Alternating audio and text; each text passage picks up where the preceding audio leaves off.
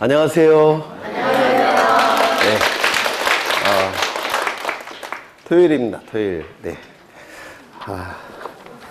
토요일은 제일 공부하기가 쉽지 않죠. 네. 제가 예전에 공부할 때는 일주일에 하루 정도는 쉬셔야 될 거예요. 아마 법 공부하시는 분들은. 네, 하루 정도 안 쉬시면 꼭 그 주중에 쉬는 날이 있어요. 그래서 저 예전에 공부할 때는 토요일 오전까지는 공부했고, 그 다음에 토요일 오전에 공부를 한 다음에 한 3시나 4시부터는 이제 술을 먹기 시작합니다. 네. 뭐 유일한 그 스트레스 해소가 술밖에 없었는데 예전에. 그래서 술 먹기 시작해서 보통 이제 2, 3시까지 먹고, 그 다음에 일요일 날 아침에 늦게 일어나서 또 이제 공부를 시작했던 기억이 있어요. 근데 그렇게 하면 안 되죠. 네, 하루는 완전히 쉬시는 게 맞아요. 그래서 이제 토요일 날 술 먹고 일요일 날 늦게 일어나서 또 공부를 하면 꼭 주중에 놀더라고요. 그러니까 여러분은 그렇게 하지 마시고 일요일은 그냥 쉬세요. 네, 그게 맞을 것 같아요. 네. 오늘은 256쪽에 등기 신청 정보가 나오는데요. 이걸 보시기 전에 지난 시간에 했던 거를 좀 확인을 하겠습니다. 지난 시간에 등기부를 보셨는데요. 등기부는 크게 두 개로 나눠지죠. 두 가지 종류로. 건물 등기부, 토지 등기부. 그렇죠. 그런데 건물 등기부는 관리의 편의를 위해서 공시 기능을 높이기 위해서 두 개로 또 나눠서 관리를 합니다. 일반 건물 등기부, 집합 건물 등기부. 그건 어디까지나 공시 기능을 높이기 위해서 관리의 편의를 위해서 나눈 것이고, 등기법의 종류는 등기법에서 정하고 있는 등기부의 종류는 딱 두 가지라고 했죠. 건물 등기부, 토지 등기부. 그렇죠. 요거 자주 출제가 됐던 거예요. 우리 등기법에서 정하는 등기부의 종류는 딱 정해놨습니다. 두 개로. 건물 등기부, 토지 등기부. 그런데 관리의 편의를 위해서 공시 기능을 높이기 위해서 이 건물 등기부를 일반 건물 등기부, 그 다음에 집합 건물 등기부로 나눈다고 했습니다. 출제가 되는 등기부는 뭡니까? 집합 건물 등기부가 한 문제 정도가 출제가 돼요. 문제는 이 집합 건물 등기부가 상당히 어렵습니다. 네, 상당히 어려운 내용인데요. 아마도 한 7, 8번 정도 반복을 할 겁니다. 이 집합 건물 등기부 예를 든다면 제가 그린 그림에서 천일동 표제부가 존재하죠. 네, 한 동 건물에 표제부가 존재하고, 그 다음에 각 전유 부분마다 표제부, 갑구, 을구가 존재한다고 했습니다. 기억나십니까? 천일동 표제부, 101호 표제부, 갑구, 을구, 102호 표제부, 갑구, 을구. 그래서 마지막에 303호 표제부, 갑구, 을구. 이 전체가 하나의 등기부라고 말씀을 드렸습니다. 그렇죠. 이때 표제부만큼은 반드시 동시에 작성이 돼야 된다고 했죠. 표제부만큼은 동시에 작성을 해야 됩니다. 즉 천일동 표제부, 101호 표제부, 102호 표제부 쭉 가서 303호 표제부까지는 반드시 동시에 작성을 해야 됩니다. 또한 표제부는 상단부, 하단부로 나눠졌죠. 상단부는 건물에 관한 내용이, 하단부는 토지에 관한 내용이 기록이 됩니다. 그래서 천일동 표제부 상단부에는 한동 건물의 표시라는 타이틀로 기록이 되고, 하단부는 대지권의 목적인 토지의 표시라는 타이틀로 기록을 할 겁니다. 그리고 각 전유 부분마다 상단부에는 전유 부분의 건물의 표시, 하단부에는 대지권의 표시라는 타이틀로 기록이 된다고 했습니다. 2번이나 출제가 됐어요. 이것도. 그 다음에 보신 것이 이제 등기 기록의 공개 제도를 보셨는데요. 등기 기록의 공개 제도는 두 가지가 있었습니다. 등기 기록을 열람하는 거. 그렇죠. 열자는 눈으로 본다 열자고, 람자도 눈으로 본다 람자예요. 그래서 등기 기록을 직접 눈으로 보는 겁니다. 또한 뭐가 있었습니까? 등기사항 증명서 발급제도. 그렇죠. 예전에 등기부 등초본 발급제도가 등기사항 증명서 발급제도로 나눠졌는데요. 이 등기사항 증명서는 5가지 종류가 있다라고 했습니다. 그렇죠. 일부 증명서, 전부 증명서. 일부 증명서, 먼저 전부 증명서 2가지 형태가 있는데 뭐가 있습니까? 말소사항 포함 전부 증명서, 현재 유효사항 전부 증명서. 그렇죠. 그리고 일부 증명서 3가지 형태가 있었는데 뭐가 있었습니까? 현재 소유 현황 일부 증명서, 특정인 지분 일부 증명서, 하나 더요. 지분 취득 이력 일부 증명서. 이렇게 일부 증명서 3가지 형태, 총 5가지의 증명서 발급 제도가 있었고요. 그 다음에 하나 더 제일 중요한 건데요. 민법상의 사적 자치 원칙이 우리 등기법에서는 어떻게 나타난다고 했습니까? 신청주의. 그렇죠. 당사자 신청주의로 나타납니다. 신청주의는 뭐냐면 신청이 있을 때만 등기소에서 등기를 할 수가 있다는 겁니다. 신청이 없을 때는 등기를 할 수가 없습니다. 원칙은 신청주의예요. 그런데 예외적으로 신청 의무를 부과하는 법률이 3개가 있다고 했습니다. 첫 번째, 부동산 등기법에서 표제부 등기만큼은 신청 의무를 부과합니다. 사유 발생일로부터 1월 이내에 등기를 신청해야 된다. 누가? 소유권의 등기 명의인이. 예를 들어서 건물을 증축했습니다. 증축하게 되면 면적이 늘어나죠. 맞습니까? 면적이 늘어나게 되면 표제부의 면적 부분은 어떻게 해야 됩니까? 늘려야죠. 맞죠?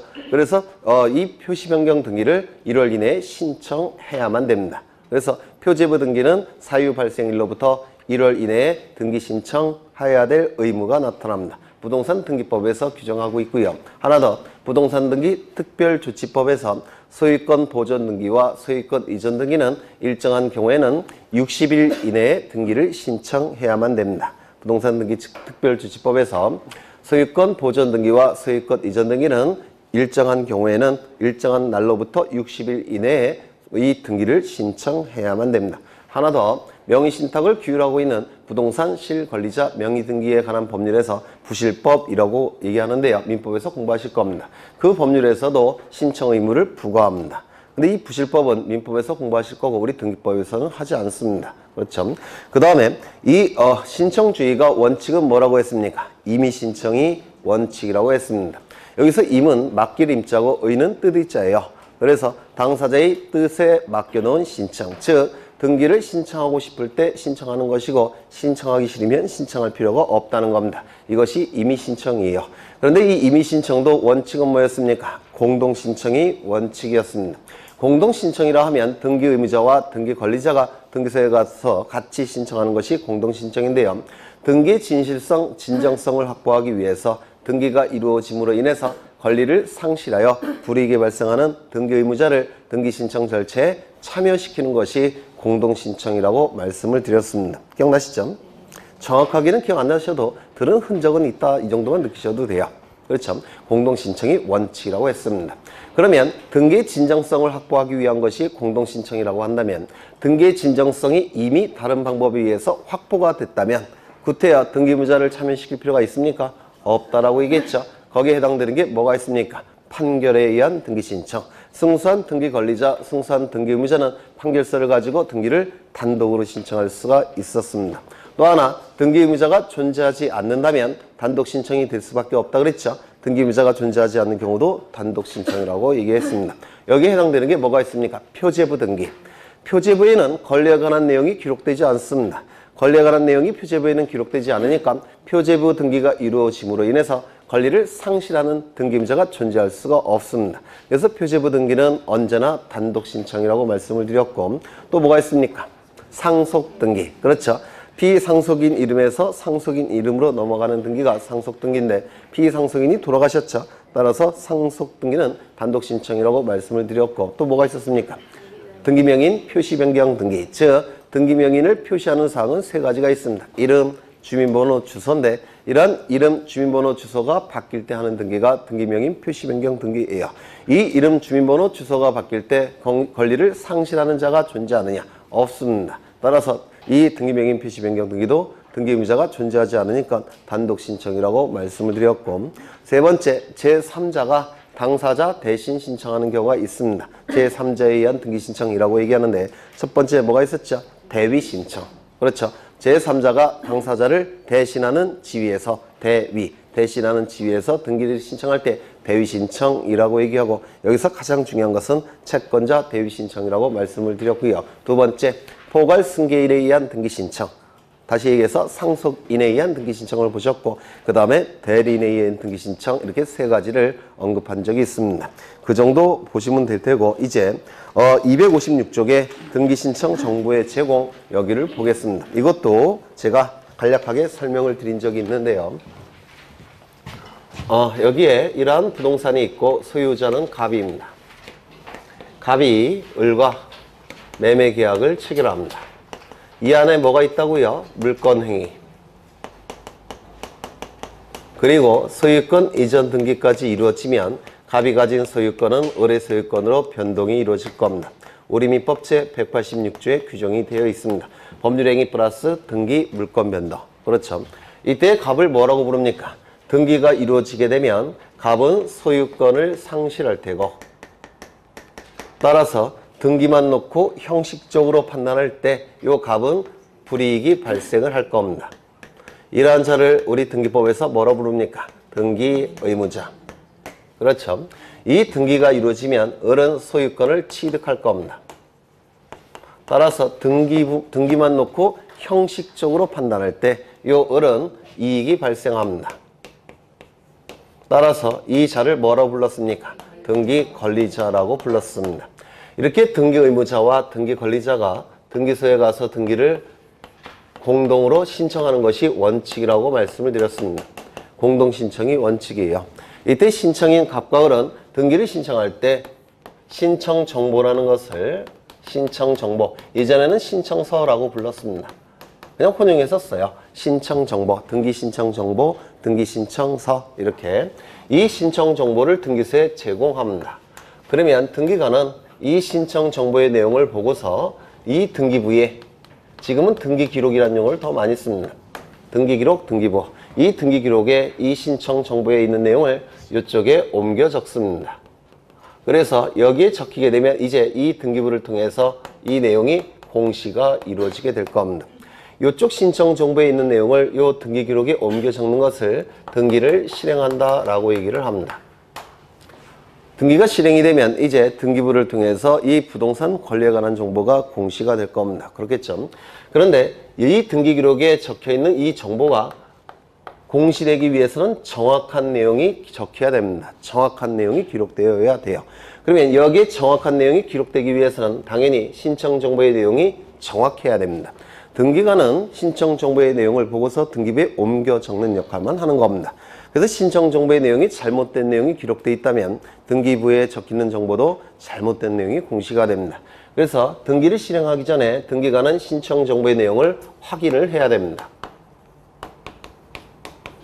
이 확인할 수 있는 자료가 있어야 되겠죠. 그 확인할 수 있는 자료들은 이 등기관이 만드는 것이 아니라 갑과 을이 등기 신청 정보를 등기소에 제공할 때 그 자료들도 각종 자료들을 첨부하게 되는데요. 그 자료를 뭐라고 부르냐면 첨부된 정보 이렇게 불러요.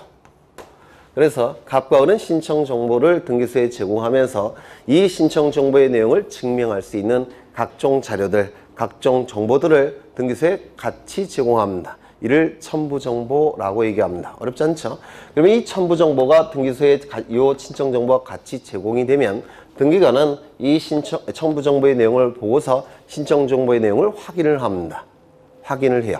확인을 해서 정확한 내용이 기록되어 있다면 등기부에 옮겨 적습니다. 이때 이걸 첨부정보라고 얘기하고 이걸 신청정보라고 얘기하고 이걸 등기부라고 얘기할 겁니다.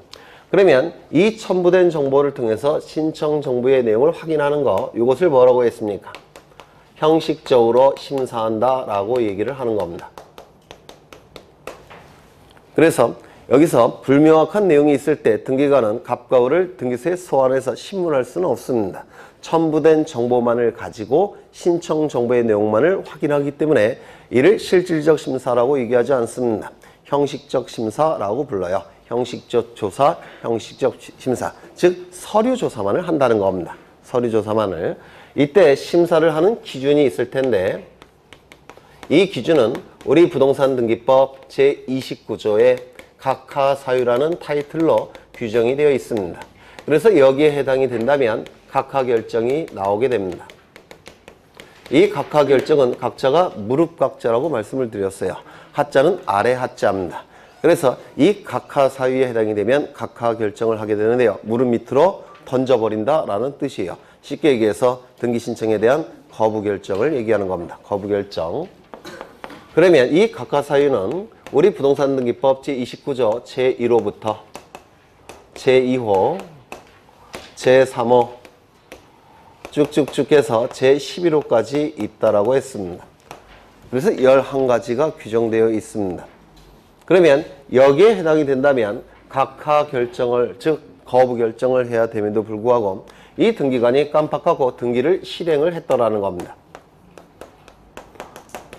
등기를 해줘서는 안 되죠. 그런데 등기가 실행이 됐다는 겁니다. 그 이유는 여러 가지가 있을 거예요. 뭐 예를 들어서 맛있는 거를 얻어 먹었다든지 또는 내 용돈을 받았다든지 아니면 깜빡하고 했다든지 뭐 많은 이유가 있을 겁니다. 그러면 이 실행된 등기는 효력이 있느냐? 이게 대단히 중요하다고 말씀을 드렸어요. 예전에 한 겁니다. 이것도. 그러면 이 각하 사유에 해당이 됨에도 불구하고 각하하지 않고 등기가 실행이 됐을 때 그때 그 실행된 등기는 효력이 있느냐? 욜로 나눠진다고 했죠.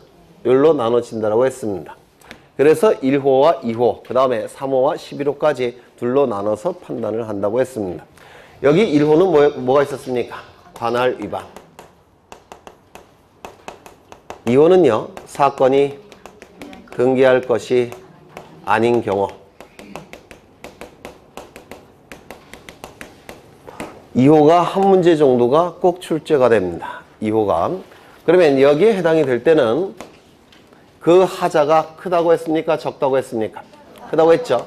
공시 기능을 절대로 인정할 수가 없기 때문에 그 하자, 즉 흠은 굉장히 큰 흠이라고 말씀을 드렸습니다. 하자가 크기 때문에 이때 이 등기는 효력이 있습니까? 없다 그랬죠. 당연히 무효인 등기고, 따라서 등기관이 발견을 했다면 신청이 없다고 하더라도 등기관은 직권으로 말소해야 된다고 했습니다. 직권으로 말소하지 아니할 때는 이의 신청을 통해서라도 말소시킨다라고 말씀을 드렸습니다. 그렇죠. 그 다음에 3호부터 11호까지는 공시기능은 있다라고 말씀을 드렸고, 공시기능이 있기 때문에 당연히 무효는 아니라고 했었죠. 당연 무효가 아닙니다. 당연 무효가 아닐 때는 유효일 때도 있고 무효일 때도 있다라고 했습니다. 유효는 언제 유효입니까?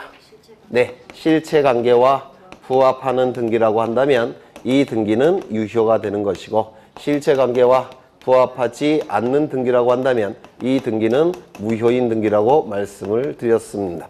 이때 실체관계는 권리 의무를 얘기한다고 그랬죠. 그래서 어차피 권리를 취득할 자 명의로 등기가 실행됐다면 그 등기는 유효. 권리를 취득할 자 아닌 자가 이 등기 명의를 가졌다면 그 등기는 무효라고 말씀을 드렸습니다. 그러면 이 실체관계를 판단하는 절차는 이의 신청 절차가 아니라 무슨 절차라고 했습니까? 민사소송 절차를 통해서 해결을 하는 겁니다. 그래서 이 위쪽은 이의 신청 절차를 통해서 해결하는 것이고, 아래쪽은 민사소송 절차를 통해서 해결한다고 말씀을 드렸습니다. 이것도 다 했던 것 같아요. 그렇죠? 네. 그러면 이제 책을 좀 보시는데요. 이제 신청 정보가 나옵니다. 그래서 신청 정보의 내용을 이제 확인을 할 거고요. 그 다음에 첨부 정보의 내용도 확인을 할 겁니다. 이제 교과서가 그 순서로 되어 있습니다. 그러면 신청 정보가 나와 있는데, 거기 보시면 다음 강목의 구분에 따른 부동산 표시에 관한 사항이라고 되어 있는데, 여기서 목이라는 게 나오죠.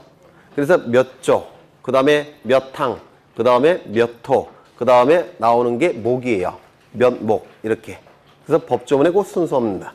그런 내용이 나와 있고요. 여기서 좀 확인해야 될 게, 신청 정보에는 이러한 내용들이 기록이 돼야 된다는 뜻이에요. 여기서 제일 중요한 것은 거기 동글뱅이 7번을 보시면 등기필 정보라는 게 보입니까? 네, 요걸 체크해 놓으십니다.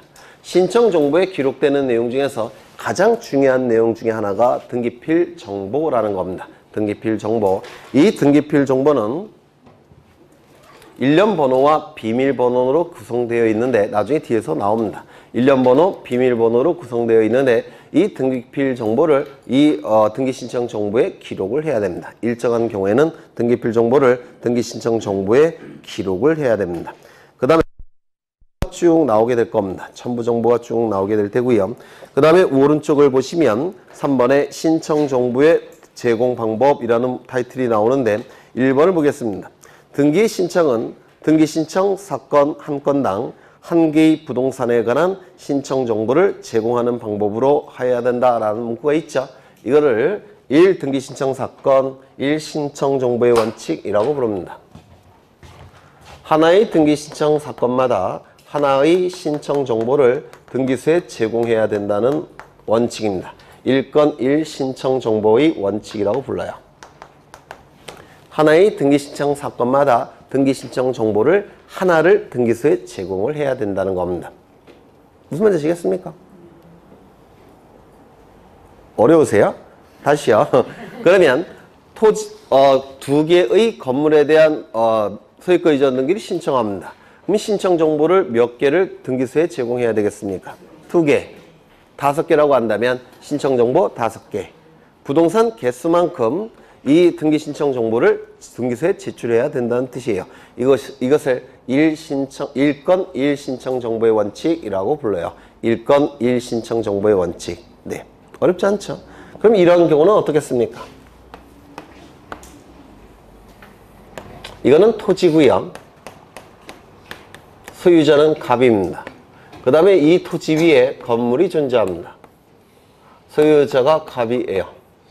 그러면 토지와 건물은 별개의 부동산이죠. 맞습니까? 따라서 토지와 건물에 대해서 등기를 신청한다면 신청 정보는 몇 건을 등기소에 제공해야 되겠습니까? 2개. 그렇죠. 이게 1등기 신청 사건, 1신청 정보의 원칙이라고 부릅니다. 어렵지 않죠? 네. 그런데 이 갑이 토지와 건물에 대해서 을과 매매 계약을 체결합니다. 만약에 여러분이 을이라고 한다면 건물 하나만 또는 토지 하나만 취득하겠습니까? 그렇지 않겠죠? 만약에 건물만 취득하면 나중에 철거될지도 몰라요. 그렇죠? 그리고 토지만 갑이 을에게 매도를 해버리면 갑은 여전히 갑이 갖고 있죠. 건물은. 그러면 갑의 건물은 철거될지도 모릅니다. 그래서 보통 거래에서는 이 건물과 토지가 같이 거래가 돼요. 그게 일반적으로 보통 그렇게 이루어집니다. 맞습니까? 그래서 갑과 을은 건물에 대해서 매매 계약을 체결할 테고 소유권 이전 등기를 을에게 해줄 겁니다. 여기서도 매매 계약을 체결하고 소유권 이전 등기를 해줘야 될 겁니다. 그러면 별개의 등기 신청 사건이니까 등기를 2개를 신청해야 되겠죠. 맞습니까?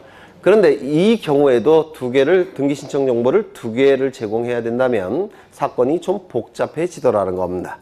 그래서 이렇게 같이 거래가 이루어지는 경우에는 예외적으로 하나의 신청 정보만을 등기소에 제공할 수도 있습니다. 이를 일괄 신청이라고 불러요. 일괄 신청.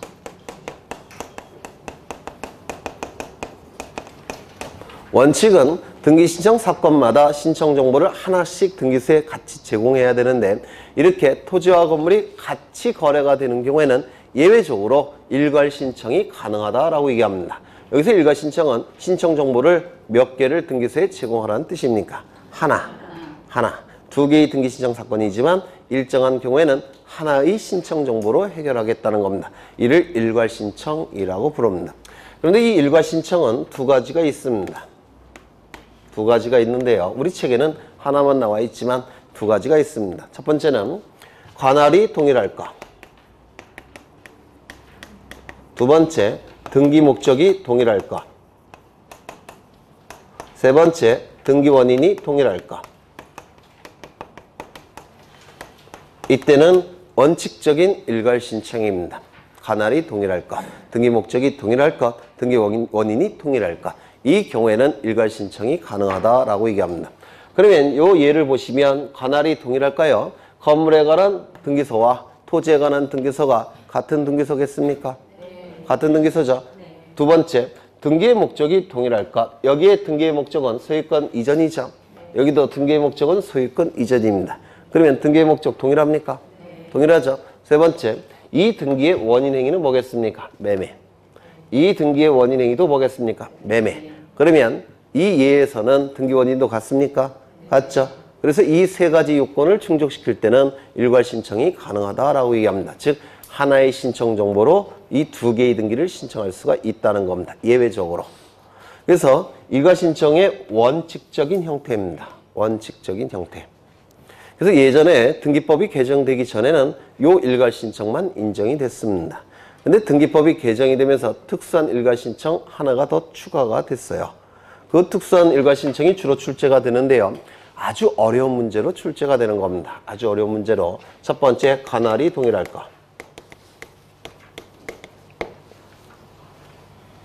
첫 번째, 관할이 동일할 것. 2번째, 대법원 규칙이 정하는 경우.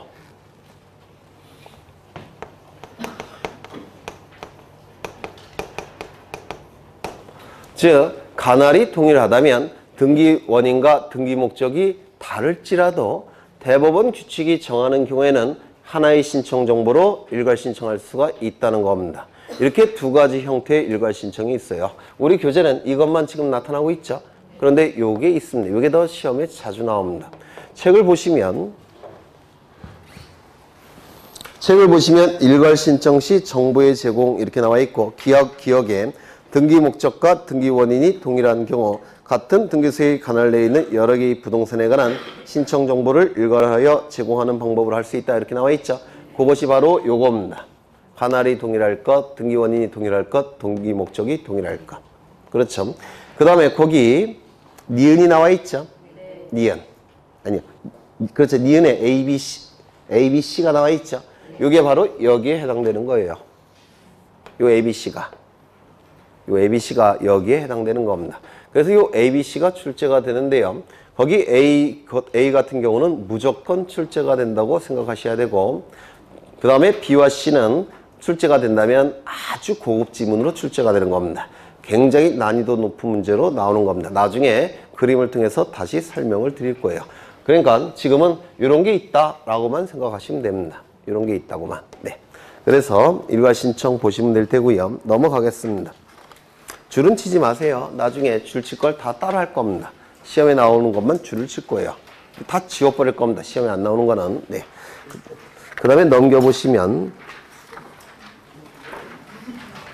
어디를 보시냐면 263쪽을 보시면 등기신청 정보의 접수, 등기신청의 접수 및 심사가 나와 있죠. 등기신청 정보의 접수에서 지난 시간에 아주 강조했던 부분이 있죠. 물권 변동의 효력이 발생하는 시점은 등기의 효력이 발생하는 시점. 등기의 효력이 발생하는 시점은 어느 시점이라고요? 접수 시점. 접수 시점은 구체적으로 어느 시점이라고요? 저장 시점. 그렇죠. 그래서 물권 변동의 시점, 등기의 효력 발생 시점, 접수 시점, 저장 시점은 같은 시점이라고 했습니다. 기억나세요? 네. 그게 나와 있고요. 그 다음에 넘기겠습니다. 264쪽을 보시면 등기 신청에 대한 심사가 나와 있는데 여기서 기억하셔야 될 것은 우리 등기관은 형식적 심사권만 있다고 그랬죠. 형식적 심사, 즉 첨부된 정보만을 가지고 신청 정보의 내용을 확인하는 거, 이것이 형식적 심사라고 얘기를 했습니다. 지적공부에서 지적소관청은 형식적 심사입니까? 실질적 심사입니까? 실질적 심사. 그렇죠. 등기부는 형식적 심사, 지적공부는 실질적 심사. 그래서 이 두 가지가 출제가 됩니다. 비교해서.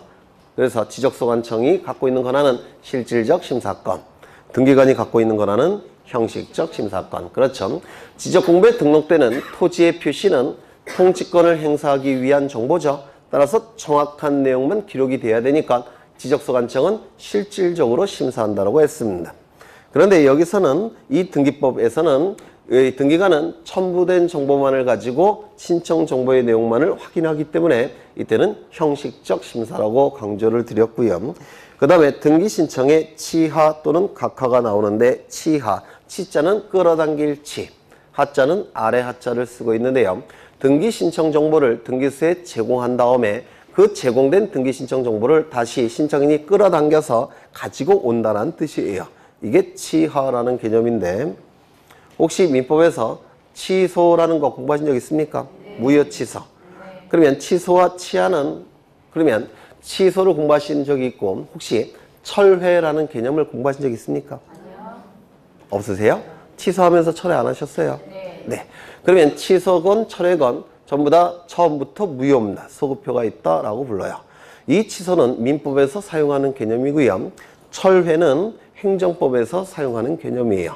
그러면 취소의 개념이 뭡니까? 일단 효력이 발생을 했다가 취소권자의 취소에 의해서 처음부터 효력이 없어지는 거. 이게 취소의 개념입니다. 맞습니까? 맞아요? 네. 철회는 효력이 발생하기 이전에 없는 상태로 돌리는 것이 철회의 개념입니다. 이거 차이점 느끼십니까?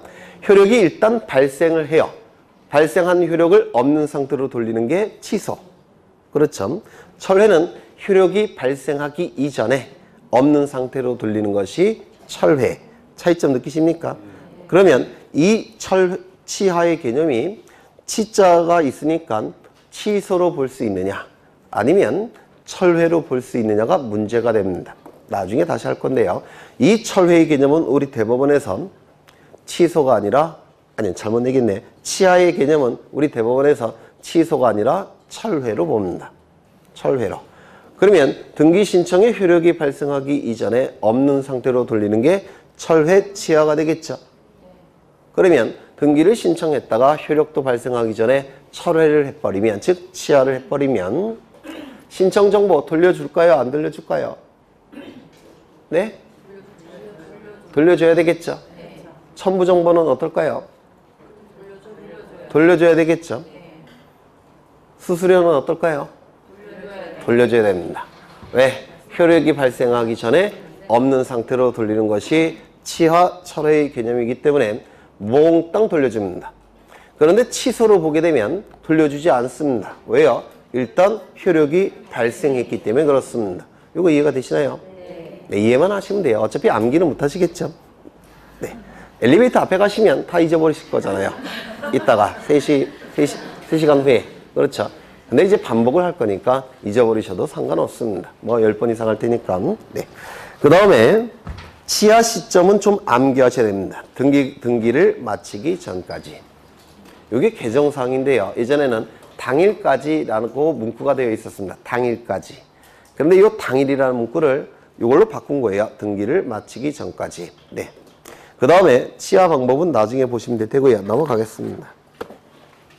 각하가 나오는데 등기 신청에 각하가 나옵니다. 각하.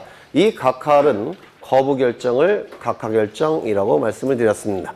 무릎 밑으로 던져버린다 이런 뜻이에요. 이 건방진 공무원, 그렇게 얘기하면 안 되죠. 공무원분들은 훌륭하시니까. 네. 여하간 등기를 신청했는데 등기관이 이 등기 신청서를 무릎 밑으로 던져버리는 거 각하 결정이라고 얘기합니다. 거부 결정 이렇게 얘기를 합니다. 거부 결정.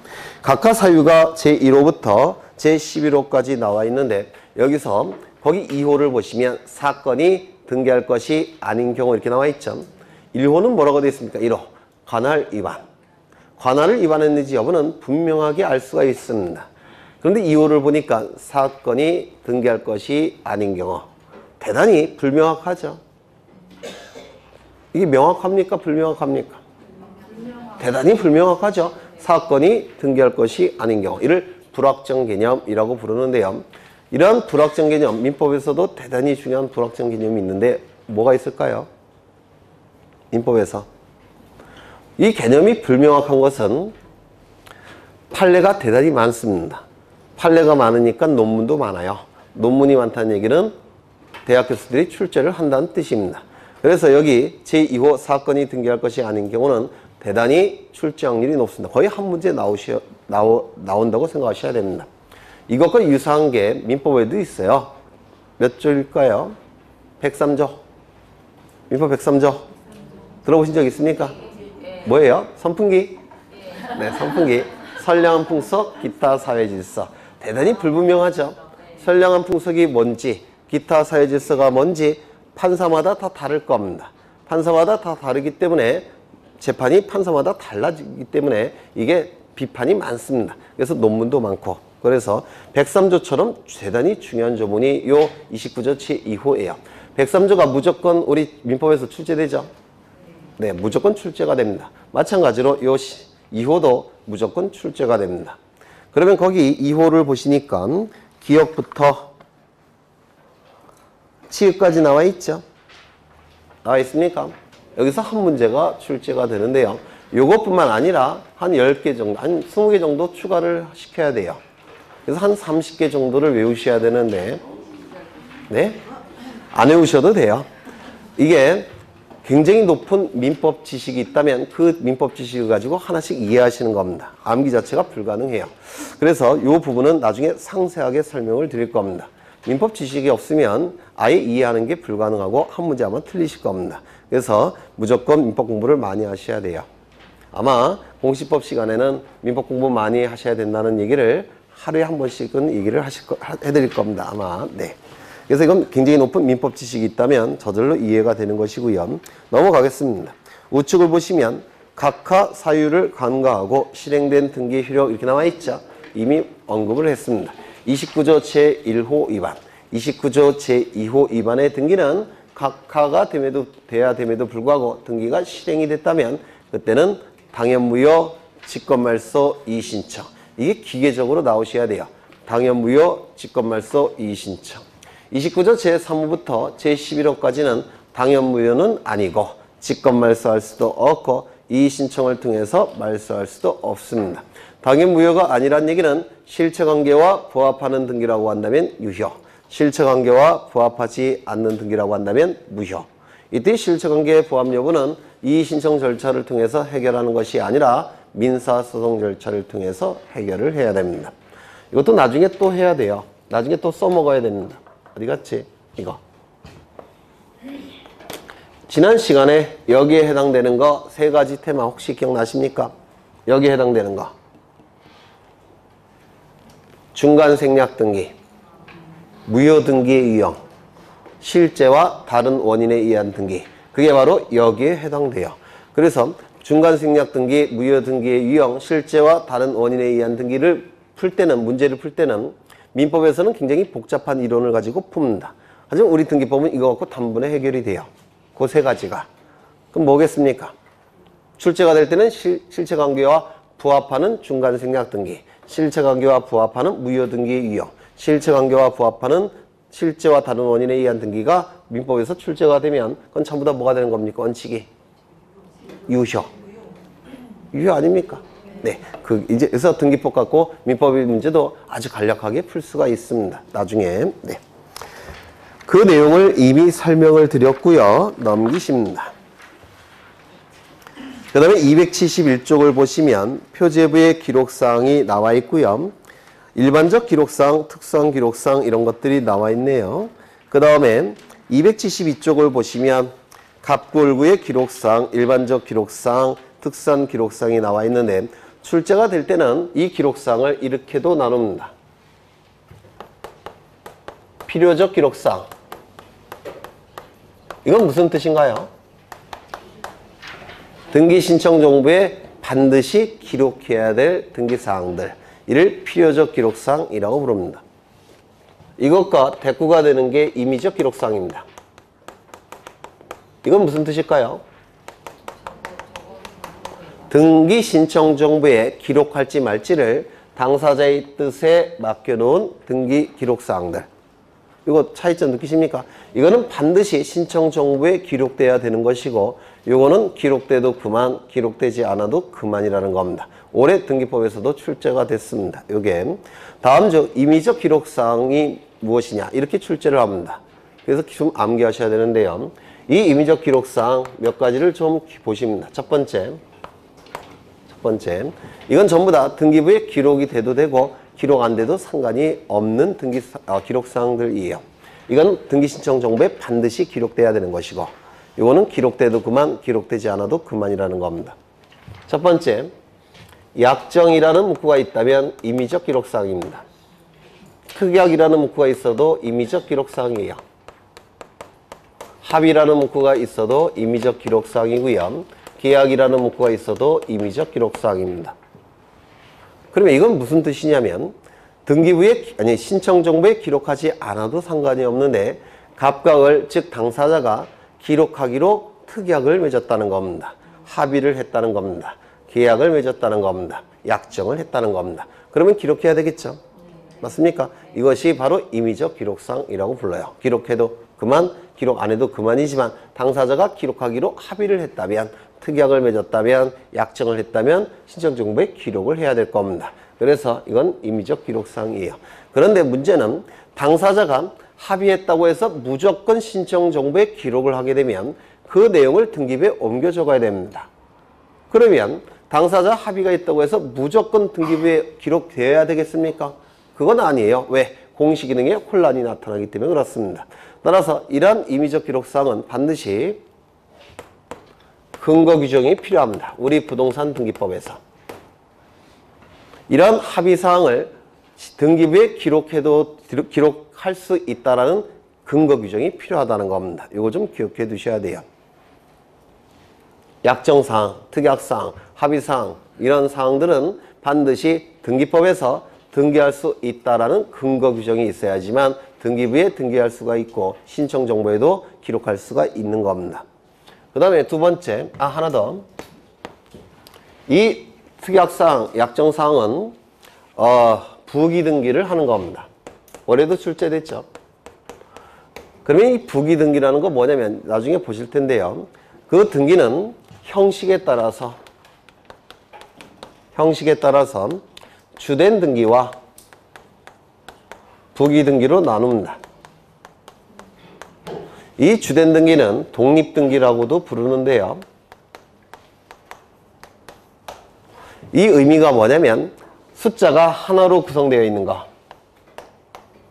이렇게 숫자가 하나로 구성되어 있는 것이 바로 독립된 숫자로 구성되어 있다고 해서 주등기, 독립등기라고 불러요. 나중에 보실 겁니다. 여기서 부기등기라는 것은 이게 부자가 붙일 부자예요. 그래서 주등기에 붙여서 기록하는 등기, 이게 부기등기라는 겁니다. 나중에 아마도 다음 시간 하실 것 같은데요. 주등기에 붙여서, 붙일 부자예요. 붙여서 기록하는 등기. 왜? 공간정보법에서 지번 중에서 본번이 있었고 부번이 있었죠. 본번은 본래의 지번, 부번은요 본번에 붙은 지번이 부번이었죠. 그때 부자는 붙일 부자를 쓴다고 했습니다. 이것도 마찬가지입니다. 주등기에 붙여서 기록하는 등기. 그래서 만약에 주등기의 순위가 1이라고 한다면 1의 1 이런 것들, 만약에 4라고 한다면 4의 1 뭐 이런 것들, 이런 게 바로 주등기에 붙여서 기록한 부기등기라는 겁니다. 주등기에 붙여서 기록한 부기등기. 그렇죠. 그래서 숫자가 하나로 구성된 게 주등기, 2개 이상으로 구성된 게 부기등기라고 불러요. 그러면 이 약정등기는 무조건 뭐가 돼야 된다고요? 부기등기. 그래서 이거는 뭐 무조건 기억하시게 될 겁니다. 나중에 이 약정사항은 임의적 기록사항이고 등기부에 기록이 될 때는 부기등기를 하게 됩니다. 두 번째, 기간의 의미가 있으면 이것도 임의적 기록사항입니다. 기간의 의미가. 예를 들어서 전세권은 존속기간이 있겠죠. 임차권도 존속기간이 있겠죠. 지상권도 존속기간이 있을 겁니다. 그래서 이런 존속기간 같은 경우는 당사자가 합의를 했다면 등기부에 기록이 될 수가 있어요. 기록되지 않아도 상관이 없습니다. 그렇다면 신청정보에도 기록돼도 그만, 기록되지 않아도 상관이 없다는 겁니다. 그래서 이 기간의 의미가 있는 것은 전부 다 임의적 기록사항이에요. 이건 어떨까요? 변제기, 변제기한. 예를 들어서 돈을 빌린 다음에 담보 제공할 때 저당권 설정을 해주죠. 그러면 저당권 등기에서는 이 변제기가 기록돼도 그만, 기록되지 않아도 상관이 없다는 겁니다. 기간의 의미가 있기 때문에 그렇습니다. 혹시 이거 들어보셨습니까? 시기, 종기. 시작되는 기한, 끝나는 기한이란 뜻인데요. 민법 총칙에서 하실 겁니다. 시기, 종기도 기간의 의미가 있기 때문에 임의적 기록사항이다 라고 불러요. 그 다음에 그냥 들어만 두세요. 나중에 다 암기가 되십니다. 돈의 의미가 있는 거, 돈의 의미가 있는 것도 임의적 기록사항입니다. 예를 들어서 뭐가 있을 거예요? 이자 또는 지상권에 있어서 지료라는 게 뭐냐면 지자가 땅 지자고 료는 요금할 때 그 요예요. 그래서 땅에 대한 요금이 지료입니다. 나중에 민법에서 하실 겁니다. 지료 이런 것들도 임의적 기록사항입니다. 보증금 이런 게 다 임의적 기록사항이에요. 그런데 예외적으로 필요적 기록사항 3가지를 암기하셔야 됩니다. 암기를. 뭐가 있느냐면 전세권 등기에 있어서 전세금, 이건 반드시 등기부에 기록돼야 됩니다. 전세권 등기에 있어서 전세금. 또 뭐 있을까요? 임차권 등기에 있어서 차임. 차임이 뭔지 아십니까? 뭐예요? 빌릴 차자에 돈이란 임료, 돈이란 뜻을 가진 한자입니다. 그래서 빌리는 대가, 달달이 되는 빌리는 대가가 차임이에요. 차임. 이것도 임차권 등기에서는 반드시 등기부에 기록이 돼야 됩니다. 차임. 그 다음에 환매권이라는 거 들어보셨습니까? 물론 안 들어보셨죠? 민법에서 공부를 하실 겁니다. 다시 살 수 있는 권리. 돈 받고 팔았는데 그걸 다시 살 수 있는 권리가 환매권이라는 형성권입니다. 환매권. 환매권 등기에 있어서 환매대금, 즉 매매대금, 매매비용. 나중에 보실 거예요. 민법에서. 이런 것들은 임의적 기록상이 아니라 필요적 기록상이라고 합니다. 필요적 기록상 또는 필수적 기록상. 뭐 같은 뜻이에요. 필요적 기록상, 필수적 기록상. 전세권이나 함유권 다 기간이 있는 거잖아요. 네. 기간도 다 임의적. 임의적. 여기 있잖아요. 기간은 임의적. 네. 정확하게 23초 전에 말씀을 드렸네요. 부분에 대해서 이제 그 부분에 대해서는 네. 필요적인 반드시 해야 된다 하셔서. 아니, 존속기간이랑 돈이랑 다르잖아요. 네. 왜냐면 이게 뭐냐면 환매 대금이에요. 이런 건 다 민법에서 하실 거예요. 네, 민법에서 하시는 것들입니다. 네, 이 정도 보시면 될 것 같아요. 뭐 나중에 또 반복할 겁니다. 10번 이상 할 거예요. 너무 걱정 안 하셔도 될 테고요. 그 다음에 273쪽을 보시면 등기 완료 후의 절차, 등기필 정보의 통지가 나와 있고요. 그 다음에 등기 완료 통지가 나오는데 뒤에 나옵니다. 등기 완료 통지 다 뒤에 나오고요. 쭉 넘어가겠습니다. 이제 어디를 보실 거냐면 283쪽을 보실 겁니다. 283쪽. 각종 권리의 등기 절차가 나오는데 여기 보시면 소유권에 관한 등기 절차가 나와 있고요. 그 다음에 지상권, 지역권, 전세권이 쭉 나올 테고요. 저당권, 권리질권 이러한 각종 권리들이 나오는데 문제는 민법에서 하셨습니까? 하고 있는 중인가요? 네, 하고 있는 중인데 그걸 다 안다는 전제하에 이걸 진행시킬 수는 없습니다. 그렇지 않겠습니까? 아닌가요? 그렇죠. 네. 그래서 민법 지식이 있으면 이건 다 득점하실 수 있는 부분인데요. 출제가 되는 거는 정해져 있어요. 출제가 되는 건 소유권 보존 등기 출제가 될 테고요. 그 다음에 소유권 이전 등기 일부가 출제가 될 테고 그 다음에 전세권 등기, 저당권 등기 요 정도가 출제가 됩니다. 그래서 나올 게 뻔히 정해져 있으니까 민법에서 좀 공부하시고 줄만 쳐드리면 사실은 다 득점이 가능해요. 이건 조금 더 보겠습니다. 이건 잠시 쉬었다 하죠. 네, 잠시 쉬었다 하겠습니다.